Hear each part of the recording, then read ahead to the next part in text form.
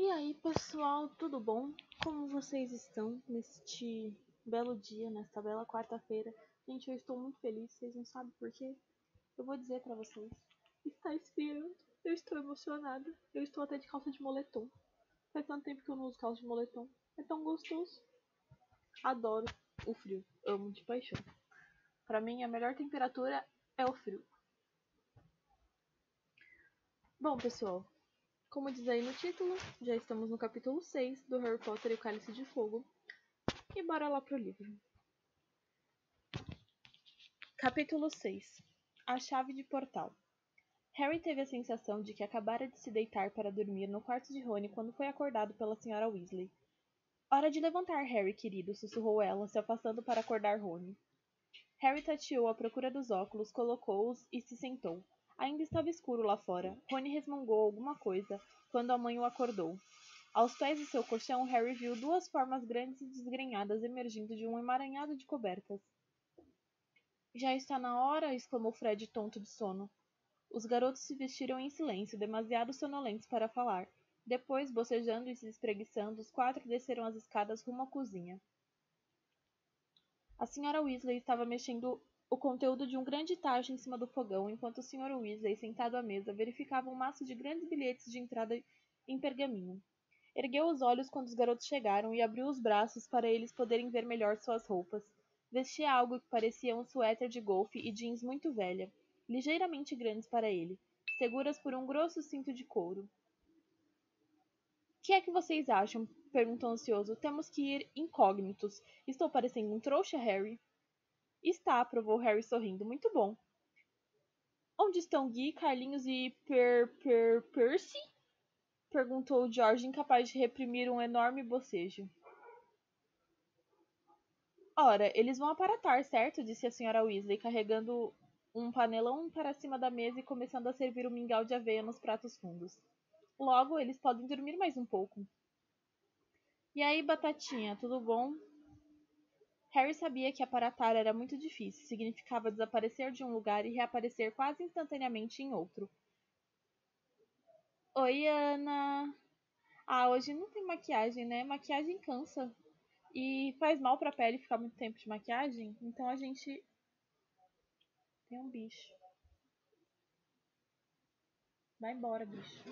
Aí mesmo, pela janela. Isso, vai embora. Obrigada. Chegou. De maquiagem porque faz mal pra pele, gente, passar maquiagem todo dia. Ainda mais pra quem tem a pele que nem eu, cheia de espinha. Não pode fazer nada, as espinhas doidas aqui, entendeu? Qualquer coisa inflama as espinhas. Numa semana, só na outra semana.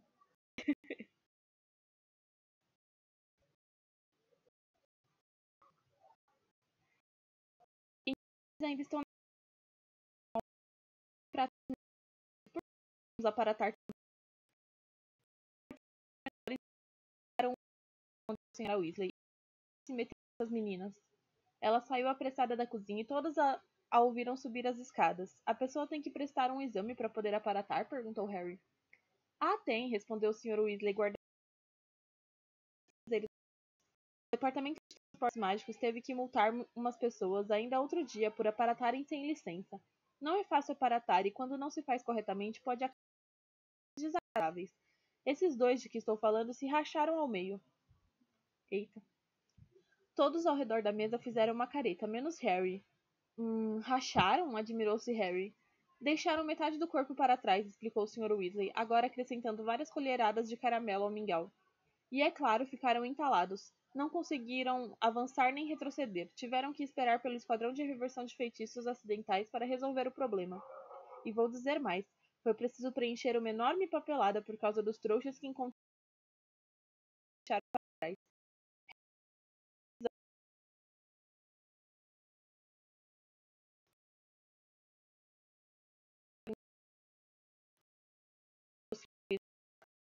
Mas outra vez, quando estiverem com pressa. Com aparatação. Há muitos bruxos adultos que nem experimentam, preferem vassoura. Mas Gui, Carlinhos e Percy todos sabem aparatar? Carlinhos teve que prestar exame 2 vezes, disse Fred sorrindo. Levou bomba na primeira vez. Aparatou a 80 quilômetros do ponto que queria. Bem em cima de uma pobre velhinha que estava fazendo compras, lembram? Foi, mas ele passou da segunda vez, disse a senhora Weasley, voltando à cozinha em meio às gostosas risadas. Percy só passou há 2 semanas, disse George. Ih, batatinha, pra mim aqui tá normal. Tá travando aí?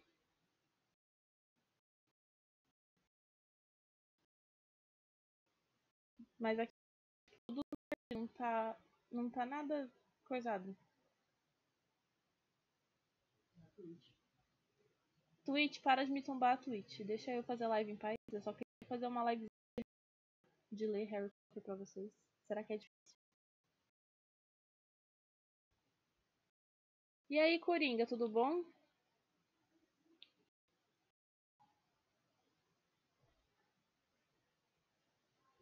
Acho que agora vai, né? Muito obrigada pelo follow, Fontes FN. Seja muito bem-vindo. Estamos aqui lendo Harry Potter e o Cálice de Fogo no capítulo 6.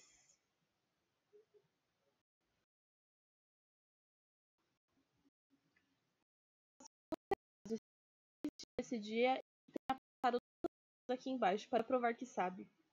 Ouviram-se passos no corredor e Hermione e Gina entraram na cozinha, as duas pálidas e cheias de preguiça. Por que temos que levantar tão cedo? Perguntou Gina, esfregando os olhos e se sentando à mesa. Temos que andar um bom pedaço, respondeu o Sr. Weasley. Andar? Espantou-se Harry. O quê? Vamos a pé para a Copa Mundial? Não, não, a Copa vai ser a quilômetros daqui, disse o Sr. Weasley sorrindo. Só precisamos andar um pedacinho. É que é muito difícil um grande número de bruxos reunidos sem trouxas. Temos que tomar muito cuidado com o modo de viajar até em tempos normais. E numa ocasião grandiosa como a Copa Mundial de Quadribol... George! Exclamou a Sra. Weasley rispidamente e todos se assustaram. George num tom de inocência que não enganou ninguém. Que é isso no seu bolso? Nada. Não minta pra mim. A Sra. Weasley apontou a varinha para o bolso de George e disse: Aqui-o.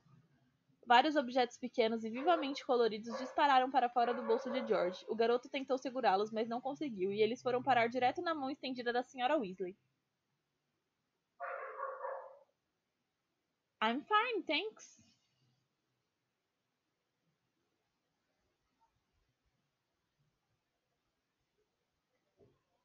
Mandamos vocês destruírem isso, disse ela furiosa, mostrando indiscutíveis caramelos em língua. Mandamos vocês se desfazerem de todos. Esvaziem os bolsos. Vamos, os dois. Foi uma cena desagradável. Os gêmeos evidentemente tinham tentado contrabandear o maior número possível de caramelos para fora da casa, e somente usando um feitiço convocatório a Sra. Weasley conseguiu encontrar todos. Akio, Akio, Akio! Gritava ela, e todos os caramelos voavam dos lugares mais improváveis, inclusive do forro da jaqueta de George e das barras da jeans de Fred.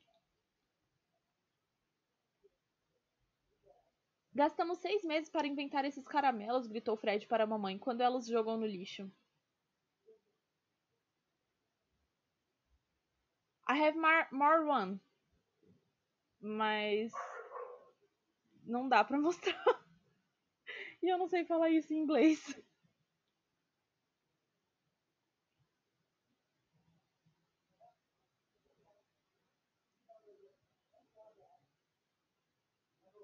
Que bela maneira de gastar 6 meses, guinchou a mãe. Não admira que não tivessem obtido mais nomes. No todo, o clima não estava muito simpático quando eles partiram. A Sra. Weasley continuava enfurecida quando beijou o rosto do marido, mas não tanto quanto os gêmeos, que tinham posto as mochilas às costas e saído sem dizer uma palavra à mãe. Bom, divirtam-se, desejou a Sra. Weasley, e se comportem, gritou para os gêmeos, que se afastavam, mas eles não se viraram nem responderam. Vou mandar Gui, Carlinhos e Percy por volta do meio-dia, avisou a Sra. Weasley ao marido, quando ele, Harry, Rony, Hermione e Gina começaram a atravessar o gramado escuro atrás de Fred e George. Nas costas. Não, where é onde?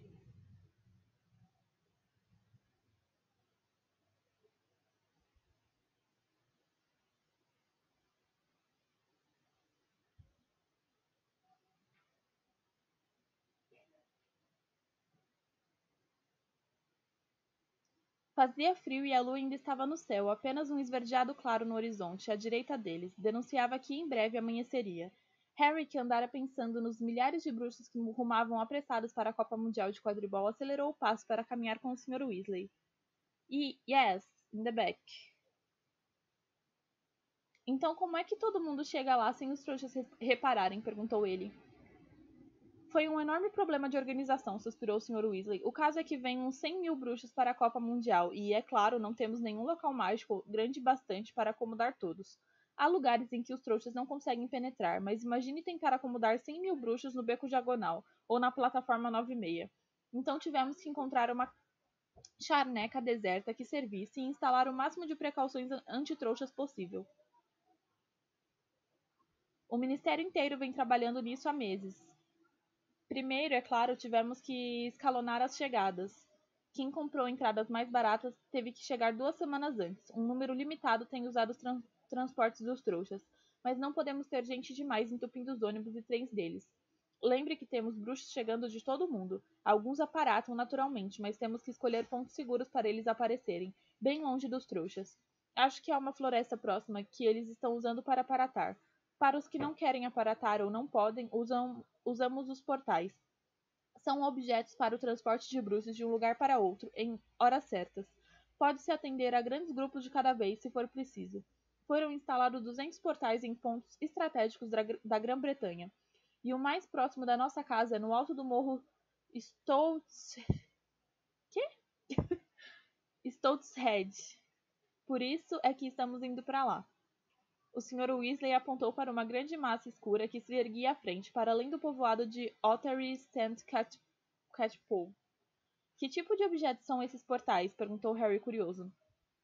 Podem ser qualquer coisa, respondeu o Sr. Weasley. Coisas discretas, obviamente, para os trouxas não as pegarem e saírem brincando com elas. Coisas que eles simplesmente considerem lixo. O grupo caminhava pela vereda escura e úmida que levava ao povoado, o silêncio quebrado apenas pelo eco de seus passos. O céu foi clareando muito devagarinho quando eles atravessaram o povoado, o azul tinta se dissolvendo em azul escuro. As mãos e os pés de Harry estavam congelados. O Sr. Weasley não parava de consultar o relógio. Pode ser, Batatinha. Só mais tarde. Mais tarde eu entro. Eu entrei agora há pouco só pra ver se os monstros lá que eu tinha te falado tinham despawnado. E eles realmente despawnaram, graças a Deus, pra mim poder voltar pra minha casa. Eles já estavam sem fôlego para conversar quando começaram a subir o morro Stoutshead. Tropeçavam ocasionalmente em tocas de coelho escondidas, escorregavam em grossos tufos de grama escura. Cada vez que Harry inspirava, sentia o peito arder e suas pernas já começavam a se recusar a andar quando finalmente seus pés pisaram em terreno nivelado. Ufa!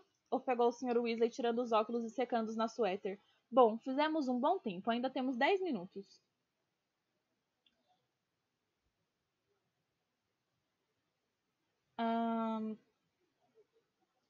Eu vou dar uma olhada nisso depois da live e deixa eu ver se eu consigo pegar aqui o link certo pra mandar pra vocês. Na verdade, eu nem sei qual que é o link certo, né? Eu vou ter que procurar aqui. Bom, na realidade, eu não vou abrir o Discord agora pra poder pegar o link, porque senão vai travar tudo. Que o Discord ele é muito pesado. Falaram que o link não tá funcionando. O link não está funcionando. O que tá escrito aí? Tá pedindo o nome do usuário pra continuar? Só isso? Sim, tá certo. Ah, testaram aqui pra mim e tá funcionando, só pede o nome. E sim, aparece Gabel porque ele faz parte do nosso grupo que tá lá no Discord, mas o Discord é de vários streamers juntos.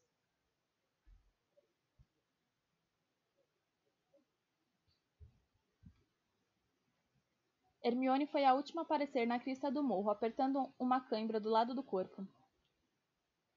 Agora só precisamos da chave de portal, disse o Sr. Weasley, repondo os óculos e apurando a vista para esquadrinhar o terreno. Não deve ser grande, vamos? Eles se espalharam para procurá-la, e estavam nisso havia poucos minutos, quando um grito cortou o ar parado. Aqui, Arthur, aqui, filho. Achamos. Dois vultos altos surgiram recortados contra o céu estrelado do outro lado do cume do morro. Amos! Exclamou o Sr. Weasley, encaminhando-se sorridente para o homem que gritara. Os garotos o acompanharam. O Sr. Weasley apertou as mãos de um bruxo de rosto corado com uma barba castanha e curta, que segurava em uma das mãos uma bota velha de aparência mofada. Este é Amos Diggory, pessoal, apresentou o Sr. Weasley. Trabalha no Departamento para Regulamentação e Controle das Criaturas Mágicas, e acho que vocês conhecem o filho dele, Cedrico.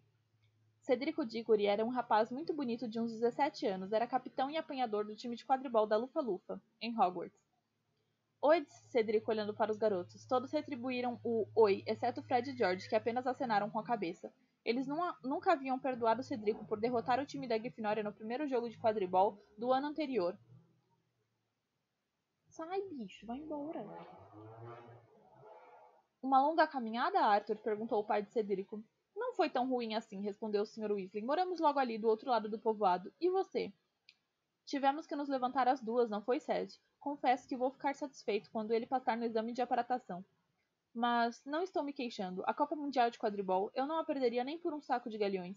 E é mais ou menos quanto custam as entradas, mas pelo visto parece que me saiu barato. Amos Diggory mirou bem-humorado os 3 garotos Weasley, Harry, Hermione e Gina. São todos seus, Arthur? Ah, não, só os ruivos, esclareceu o Sr. Weasley apontando os filhos. Esta é Hermione, amiga de Rony, e Harry, outro amigo. Pelas barbas de Merlin! Exclamou Amos Diggory, arregalando os olhos. Harry? Harry Potter?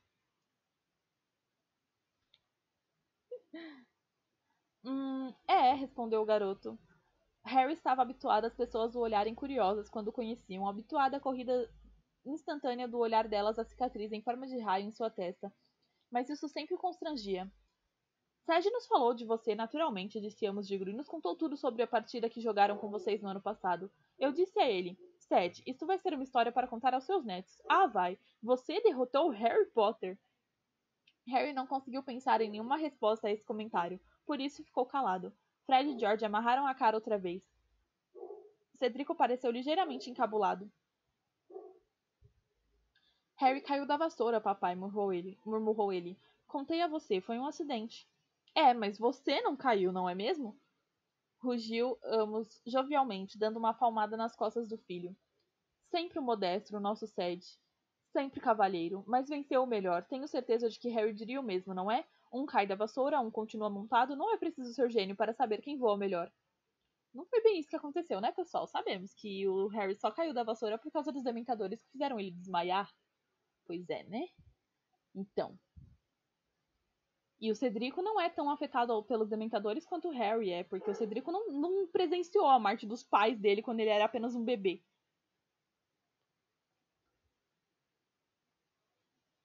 Deve estar quase na hora, disse o Sr. Weasley depressa, puxando o relógio do bolso mais uma vez. Você sabe se temos que esperar mais alguém, Amos? Não, os Lovegood já estão lá há uma semana e os Fawcett não conseguiram entradas, disse o Sr. Diggory. Não tem mais gente nossa na área, tem? Não que eu saiba. Falta um minuto. É melhor nos prepararmos. Ele olhou para Harry e Hermione. Vocês só precisam tocar a chave de portal. Só isso. Basta um dedo. Com dificuldade, por causa das volumosas mochilas, os 9 se agruparam em torno da velha bota que Amos Diggory segurava.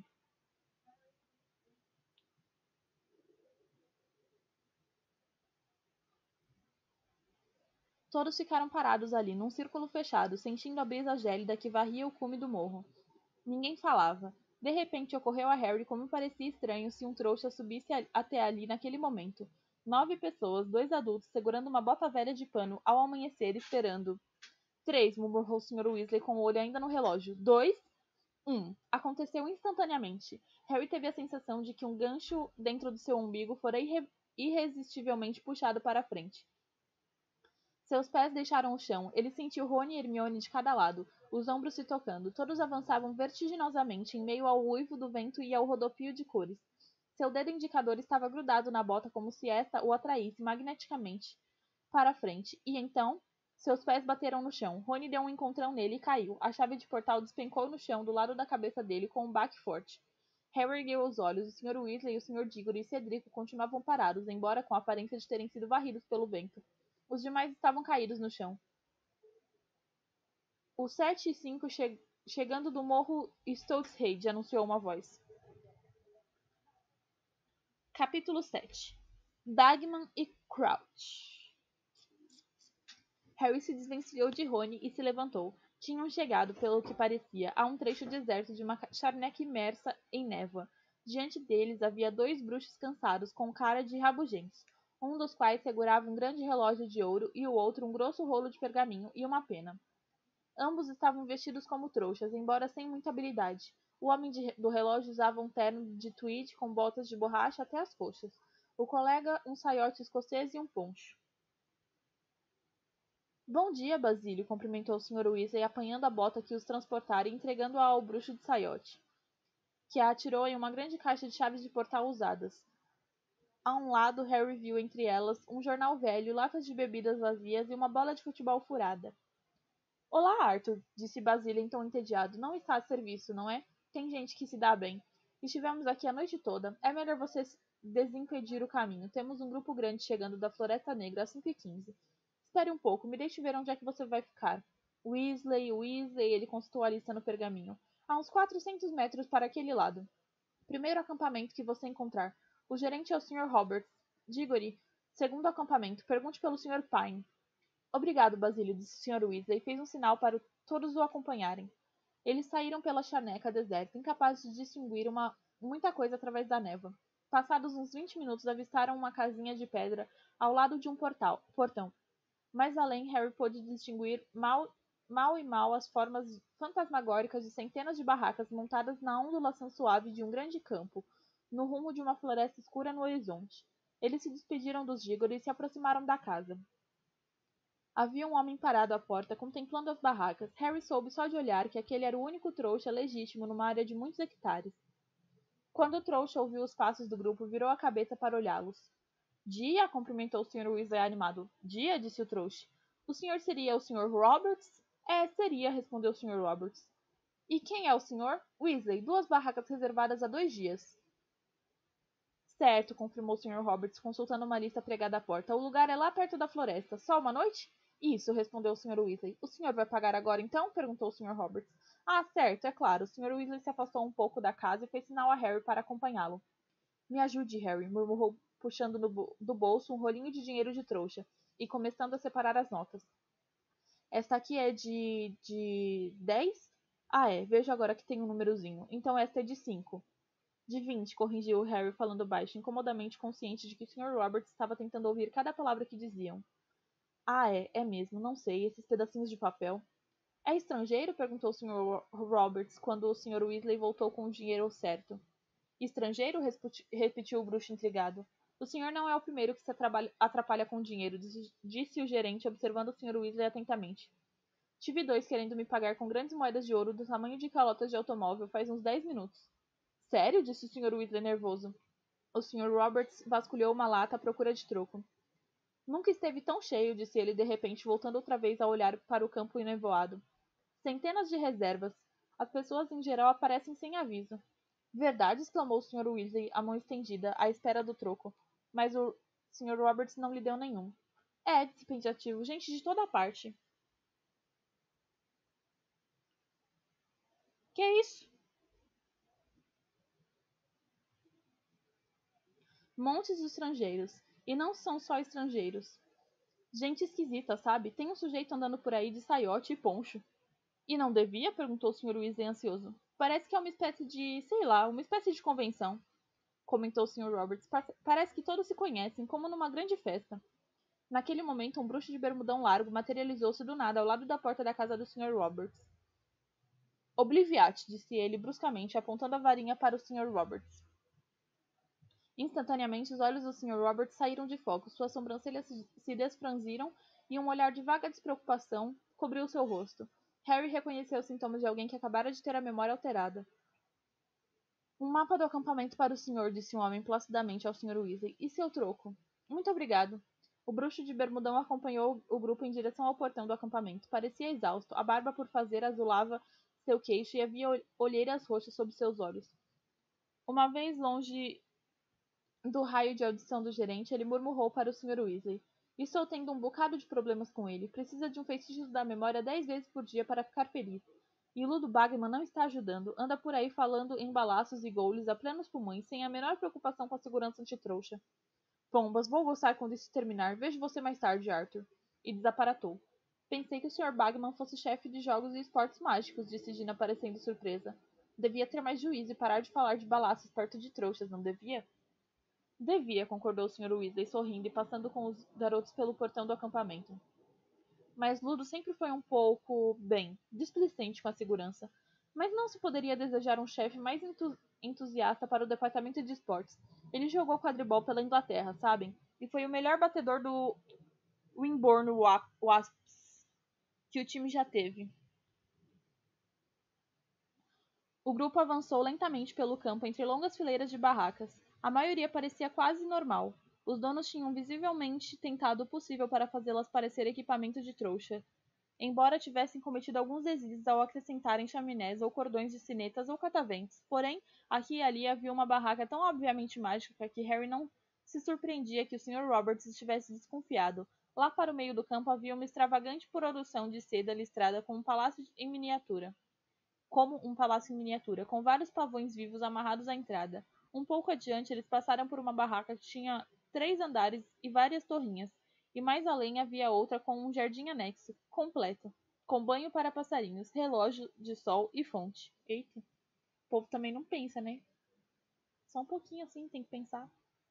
Sempre os mesmos, comentou o Sr. Weasley sorrindo. Não conseguimos deixar de nos exibir quando nos reunimos. Ah, lá está, olhem, aquela é a nossa. Tinham alcançado a orla da floresta no alto do campo, e ali havia uma área livre com um pequeno letreiro enfiado no chão, em que se lia Weasley. Não podíamos ter ganhado um lugar melhor, exclamou o Sr. Weasley feliz. O campo preparado para as partidas é logo do outro lado da floresta. Estamos o mais perto que poderíamos estar. Ele descarregou a mochila dos ombros. Certo, disse excitado. Rigorosamente falando, nada de mágicas, não quando estamos no mundo dos trouxas. Em tão grande número. Vamos armar estas barracas à mão. Não deve ser muito difícil. Os trouxas fazem isso o tempo todo. Tome, Harry, por onde você acha que devo começar? Tadinho do Harry. Harry nunca acampara na vida. Os Dursley nunca o haviam levado em férias.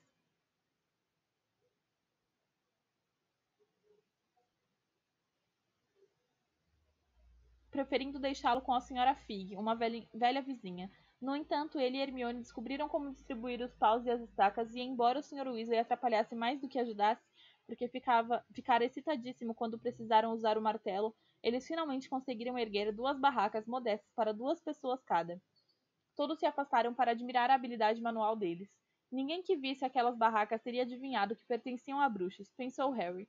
Mas o problema era que, quando Gui, Carlinhos e Percy chegassem, eles formariam um grupo de 10 pessoas.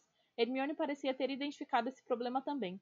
Lançou a Harry um olhar cômico quando o Sr. Weasley ficou de 4 e entrou na primeira barraca.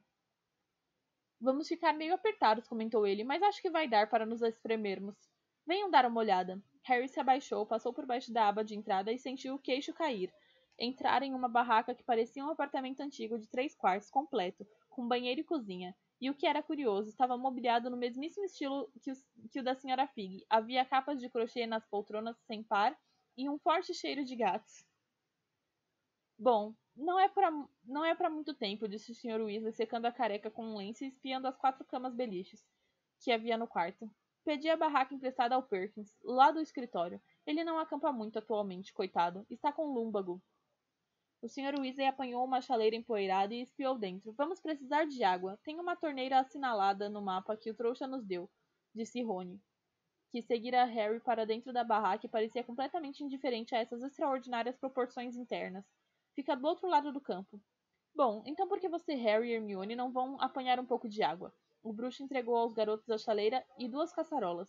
E nós vamos apanhar lenha para fazer uma fogueira. Mas temos o forno, lembrou Rony. Por que não podemos...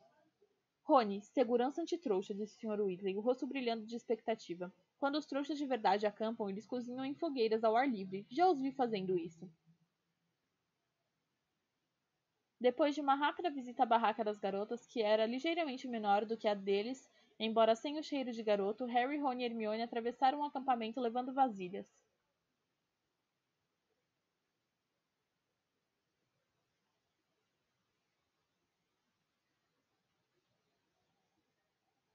Agora, com o sol de fora e a névoa se dissipando, eles puderam ver a cidade de lona que se estendia para todas as direções. Caminharam lentamente entre as fileiras de barracas, espiando tudo com interesse. Harry estava começando a se indagar quantos bruxos e bruxas devia haver no mundo. Ele nunca pensara realmente nos bruxos de outros países. Seus companheiros de acampamento iam acordando aos poucos. Os primeiros a dar sinal de vida foram as famílias com crianças pequenas.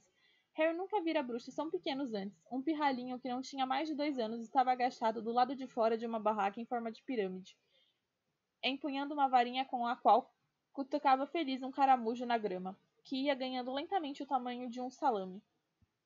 Quando se emparelharam com ele, a mãe saiu correndo da barraca. Quantas vezes, Kevin, não pode mexer na varinha do papai? Ela pisou no enorme caramujo estourando. A bronca acompanhou os garotos pelo ar parado, se misturando aos gritos do garotinho. Você acabou, caramujo! Você acabou, caramujo! Um pouco mais adiante, eles viram duas bruxinhas pouco mais velhas do que Kevin, cavalgando vassouras de brinquedo que se elevavam o suficiente para os dedos dos pés das meninas rasparem a grama orvalhada.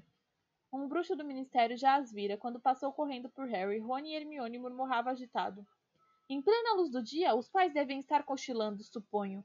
Aqui e ali, bruxos e bruxas adultos saíam das barracas e começavam a preparar o café da manhã. Alguns, lançando olhares furtivos para os lados, conjuravam fogueiras com as varinhas. Outros acendiam fósforos com ar de dúvida, como se tivessem certeza de que aquilo não ia funcionar. 3 bruxos africanos conversavam sentados, trajando longas vestes brancas, enquanto assavam uma carne que parecia coelho, sobre uma fogueira púrpura berrante. Um grupo de bruxas americanas de meia idade fofocava alegremente sobre a bandeira estrelada que elas haviam estendido entre as barracas, na qual se lia Instituto das Bruxas de Salem. Harry captava fragmentos de conversas em línguas estranhas que saíam das barracas pelas quais passavam, e embora não conseguisse entender uma única palavra, o tom das vozes era de excitação. São os meus olhos ou tudo ficou verde? Perguntou Rony. Não eram os olhos de Rony. Os garotos tinham entrado em uma área em que as barracas estavam cobertas por uma camada de trevos, dando a impressão de que morrotes de formas estranhas haviam brotado da terra. Viam-se rostos sorridentes nas barracas com a aba da entrada erguida. Então, às costas, os garotos ouviram alguém gritar seus nomes. Harry, Rony, Hermione! Era Simas Finnegan, um colega quartanista da Grifinória. Estava sentado diante de uma barraca coberta de trevos, em companhia de uma mulher de cabelos louro claros, que só podia ser sua mãe, e com Dino Thomas, também da Grifinória. Gostaram da decoração? Perguntou Simas sorrindo para Harry, Rony e Hermione quando Harry, Rony e Hermione se aproximaram para cumprimentá-los. O ministério não está nada feliz. E por que não deveríamos mostrar nossas cores? Perguntou a Sra. Finnegan. Vocês deviam ver o que os búlgaros penduraram nas barracas deles. Vocês vão torcer pela Irlanda, naturalmente, acrescentou ela, fixando Harry, Rony e Hermione com insistência. Depois de terem tranquilizado a senhora de que realmente iam torcer pela Irlanda, os garotos seguiram caminho, embora Rony tivesse comentado. Como se a gente fosse dizer que não ia com aquela turma em volta da gente. Que será que os búlgaros penduraram nas barracas? Indagou Hermione. Vamos dar uma olhada, disse Harry, apontando para uma grande área de barracas mais adiante, onde a bandeira da Bulgária vermelha, verde e branca tremulava a brisa. As barracas não estavam enfeitadas com plantas, mas cada uma exibia o mesmo pôster, um pôster com um rosto muito carrancudo, com grossas sobrancelhas negras. A foto, é claro, se mexia, mas apenas para piscar os olhos e franzir a testa. Krum, disse Rony em voz baixa. Que? Perguntou Hermione. Krum, repetiu Rony. Vitor Krum, o apanhador búlgaro. Ele parece bem rabugento, comentou Hermione, olhando para os muitos Krums que piscavam e franziu a testa para eles. Bem rabugento? Rony olhou para o céu. Quem se importa com a cara dele? Ele é incrível. E é bem moço também. Tem uns 18 anos, por aí. É um gênio. Espera te ver hoje à noite. Já havia uma pequena fila à torneira no canto do acampamento. Harry e Rony entraram logo atrás de 2 homens que discutiam acaloradamente. Um deles era um bruxo muito velho que usava uma longa camisola florida. O outro era visivelmente um bruxo do ministério. Este segurava calças listradas e quase chorava de exasperação. Vista as calças, Arquibaldo, seja bonzinho. Você não pode andar por aí vestido assim. O trouxa no portão já está ficando desconfiado.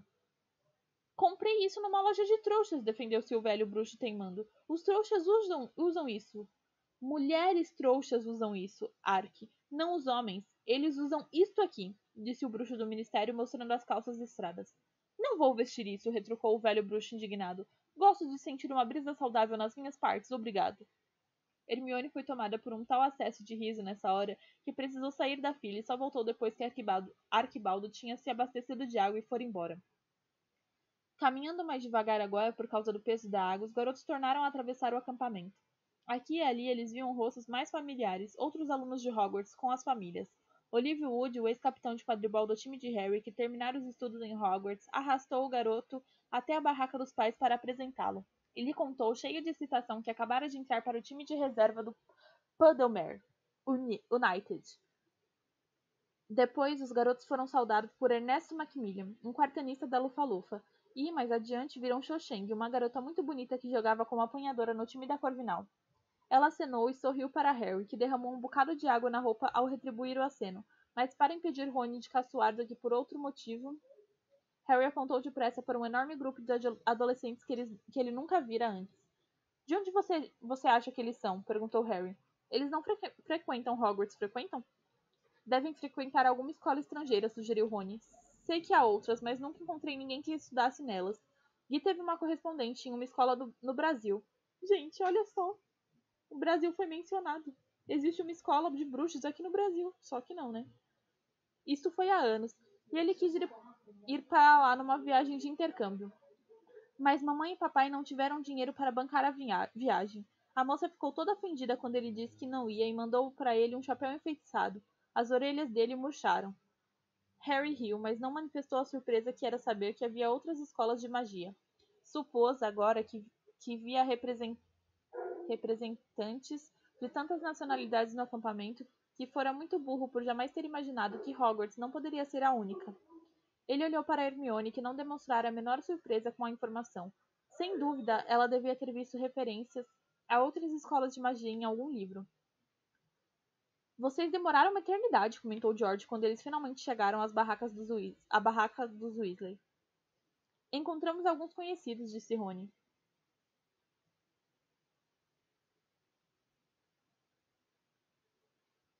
Pousando as vasilhas de água. Você ainda não acendeu a fogueira? Papai está se divertindo com os fósforos, disse Fred. O Sr. Weasley não estava tendo o menor sucesso em acender a fogueira, mas não era por falta de tentativas. Fósforos partidos coalhavam o chão ao seu redor, mas ele parecia estar se divertindo como nunca. Opa! Exclamou ele ao conseguir acender um fósforo, mas largou-o na mesma hora no chão, surpreso. Chegue aqui, Sr. Weasley, disse Hermione bondosamente, tirando a caixa das mãos dele e começando a mostrar como fazer fogo direito. Finalmente, eles acenderam a fogueira, embora levasse no mínimo mais uma hora até ela esquentar o suficiente para cozinhar alguma coisa. Mas havia muito que ver enquanto esperavam. A barraca deles estava armada ao longo de uma espécie de rua de acesso ao campo de quadribol, por onde funcionários do ministério corriam para cima e para baixo, cumprimentando cordialmente o Sr. Weasley ao passar. O Sr. Weasley fazia comentários contínuos, principalmente para benefício de Harry e Hermione. Seus próprios filhos já conheciam bastante o ministério para se interessar. Aquele era Cuthberto Mockridge, chefe da seção de ligação com os doentes. Lá vem o Gilberto Wimple. Ele trabalha na comissão de feitiços experimentais. Já usa aqueles chifres há algum tempo. Alô, Arnaldinho? Arnaldo Peasgood? Ele é um obliviador. Trabalha no esquadrão de reversão de feitiços acidentais, sabe? E aqueles outros são Bud e Crocker. São dois inomináveis. São o quê? Do departamento de mistérios, ultra-secretos. Não tenho a menor ideia do que fazem. Finalmente a fogueira ficou pronta e eles já haviam começado a preparar salsichas com ovos quando Gui, Carlinhos e Percy saíram caminhando da floresta para se reunirem à família. Acabei de aparatar, papai, disse Percy em voz alta. Ah, que excelente almoço! Já haviam comido metade das salsichas com ovos quando o Sr. Weasley se levantou de um salto, acenando e sorrindo para um homem que vinha em sua direção. Ahá! Exclamou ele, o homem do momento, Ludo! Ludo Bagman era, sem favor algum, o homem mais chamativo que Harry já vira na vida, até mesmo incluindo nessa conta o velho Arquibaldo com sua camisola florida. Usava longas vestes de quadribol com grandes listras horizontais amarelas e pretas. Uma enorme estampa de uma vespa tomava todo o seu peito. Tinha a aparência de um homem corpulento que parara de se exercitar. Suas vestes estavam muito esticadas por cima da enorme barriga que certamente não existia na época em que ele jogava quadribol pela Inglaterra. Seu nariz era achatado, provavelmente quebrado por algum balaço errante, pensou Harry. Mas os redondos olhos azuis, os cabelos louros curtos e a pele rosada faziam parecer um menino de escola que crescera demais. Olá, pessoal! Exclamou Bagman alegremente. Andava como se tivesse molas nas solas dos pés. Era visível que estava num estado de extrema excitação. Ah, Arthur, meu velho amigo, ofegou ele ao chegar à fogueira. Que dia, hein? Será que podíamos ter desejado um tempo mais perfeito? Uma noite sem nuvens e quase nenhum problema na programação. Quase nada para eu fazer. Por trás dele, um grupo de bruxos do ministério, de cara exausta, passou apressado, apontando para a evidência distante de algum tipo de fogueira mágica que disparava faíscas violetas a 6 metros de altura. Complicado esse povo. Percy adiantou-se rapidamente, com a mão estendida. Pelo jeito, o fato de desaprovar o modo de luto do Bagman dirigir o departamento não o impedia de querer causar boa impressão. Ah, sim, disse o Sr. Weasley sorrindo. Este é o meu filho, Percy. Começou a trabalhar no ministério agora. E este é Fred. Não, George, desculpe. Esse é o Fred. Guy, Carlinhos, Rony, minha filha Gina e os amigos de Rony, Hermione Granger e Harry Potter. De maneira discretíssima, Bagman olhou uma segunda vez ao ouvir o nome de Harry, e seus olhos deram a conhecida estriada na cicatriz na testa do garoto. Pessoal, continuou o Sr. Weasley, esse é Ludo Bagman. Vocês sabem quem ele é, e é graças a ele que temos entradas tão boas. Bagman abriu um sorriso de lado a lado do rosto e fez um gesto com a mão significando que não fora nada. Quer arriscar uma apostinha no jogo, Arthur? Perguntou ele ansioso, sacudindo ao que parecia um bocado de ouro nos bolsos das vestes amarelas e pretas. Já aceitei a aposta de Rudy Pontner, de que a Bulgária vai marcar primeiro. Ofereci a ele uma boa vantagem, levando em conta que os 3 jogadores avançados da Irlanda são os mais fortes que já vi em anos. E a pequena Agatha Timms apostou meia cota da fazenda de enguias de que a partida vai durar uma semana. Ah, vá lá então, disse o Sr. Weasley. Vejamos. Um galeão na vitória da Irlanda? Um galeão? Ludo Bagman pareceu ligeiramente desapontado, mas se recuperou. Muito bem. Mas alguma aposta? Eles são um pouco jovens demais para andar jogando, disse o Sr. Weasley. Molly não gostaria. Nós apostamos 37 galeões, 15 ciclos e 6 nuques, disse Fred, ao mesmo tempo em que ele e George juntavam rapidamente todo o dinheiro que tinham.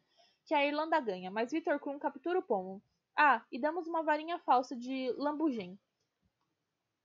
Vocês não vão querer mostrar ao Sr. Bagman esse lixo, sibilou Percy, mas o bruxo não pareceu achar que a varinha era lixo. Muito ao contrário, seu rosto de colegial iluminou-se de excitação ao recebê-la das mãos de Fred. E quando a varinha deu um cacarejo e se transformou em uma galinha de borracha, Bagman caiu na gargalhada. Excelente! Não vejo uma varinha tão convincente há anos. Eu pagaria 5 galeões por uma dessas. Percy ficou paralisado numa atitude de indignada desaprovação. Meninos, disse o Sr. Weasley entre dentes, não quero vocês jogando. Isto é tudo que economizaram. Sua mãe... Não seja estraga prazeres, Arthur, trovejou Ludo Bagman excitado, sacudindo as moedas nos bolsos. Eles já estão bem grandinhos para saber o que querem. Vocês acham que a Irlanda vai vencer, mas Krum vai capturar o pomo? Nem por um milagre. Moleques, nem por milagre. Vou dar uma excelente vantagem nessa e acrescentar mais 5 galeões por essa varinha marota. Concordam? O Sr. Weasley ficou olhando sem ação enquanto Ludo Bagman puxava um caderninho e uma pena e começava a anotar os nomes dos gêmeos. Tchau, disse George apanhando o pedaço de pergaminho que Bagman lhe estendia e guardando-o no peito das vestes. Bagman virou-se animadíssimo para o Sr. Weasley. Daria para me fazer um chá, suponho. Estou de olho para ver se localizo o Crouch. O meu contraparte búlgaro está criando dificuldades e não consigo entender uma palavra do que ele diz. Bartol poderia resolver o problema. Falam 150 línguas.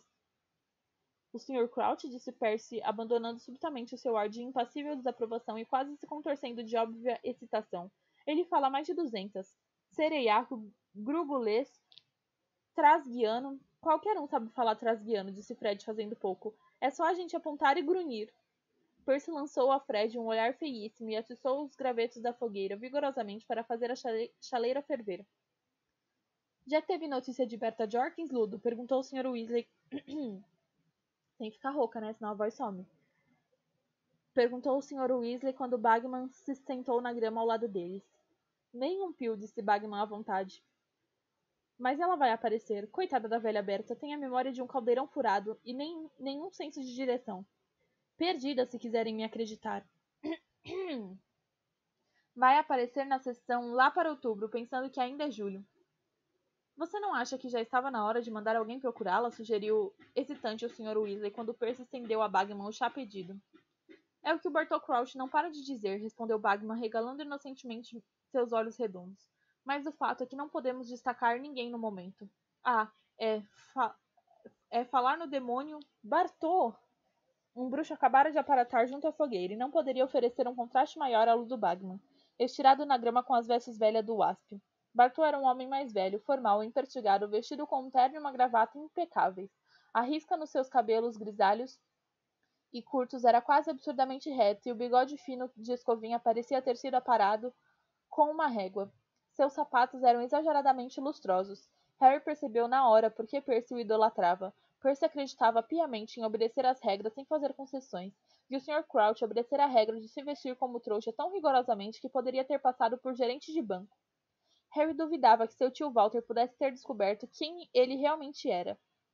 Estrague um pouco a grama, Bartô, disse Ludo animadamente batendo no chão. Não, muito obrigado, respondeu Crouch. E havia um vestígio de impaciência em sua voz. Estive procurando-o por toda parte. Os búlgaros insistem que coloquemos mais 12 cadeiras no camarote de honra. Ah, é isso que eles querem? Exclamou Bagman. Achei que o sujeito estava pedindo uma pinça emprestada. Sotaque forte o dele. Mr. Crouch, disse Percy sem fôlego, curvando-se numa espécie de meia reverência que o fez parecer corcunda. O senhor aceita uma xícara de chá? Ah! Exclamou o bruxo, olhando surpreso para Percy. Claro, obrigado, Witherby. Fred e George se engasgaram dentro das xícaras que bebiam. Percy, as orelhas muito rosadas, ocupou-se com a chaleira. Ah, e tenho querido dar uma palavra com você também, Arthur, disse o Sr. Crouch, seu olhar penetrante recaindo sobre o Sr. Weasley. Ali Bashir está em pé de guerra. Quer falar com você sobre o embargo dos tapetes voadores. O Sr. Weasley soltou um profundo suspiro. Mandei-lhe uma coruja sobre isso. Eu desisto desse negócio. Eu desisto. Quero mais. Não quero mais fazer live, não quero mais fazer nada. Cansei. Eu vou tentar voltar, pessoal. Segura aí e tentem voltar também.